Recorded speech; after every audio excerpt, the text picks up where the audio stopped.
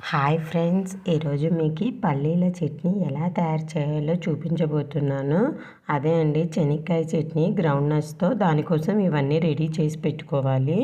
చింతపండు కూడా పెట్టుకోవాలి. కొద్దిగా అయితే సరిపోతుంది. నెక్స్ట్ ఒక ఆనియన్ తీసుకుంటున్నాను, కట్ చేసి పెట్టుకున్నాను.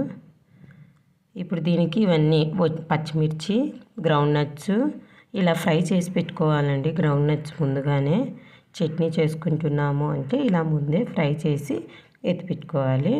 గ్రౌండ్ నట్స్, పచ్చిమిర్చి కూడా కొద్దిగా పచ్చివాసన పోవాలండి. ఒక 2-3 మినిట్స్ బాగా ఫ్రై చేస్తే చట్నీ చాలా టేస్టీగా వస్తుంది. ఉప్పు, కొద్దిగా బెల్లం వేస్తున్నాము. మనం చింతపండు వేయాలి కాబట్టి లైట్గా వేస్తున్నా బెల్లము. చింతపండు కొద్దిగా వేసి చూస్తామండి. టేస్ట్ సరిపోకపోతే ఇంకా కొద్దిగా వేద్దాము.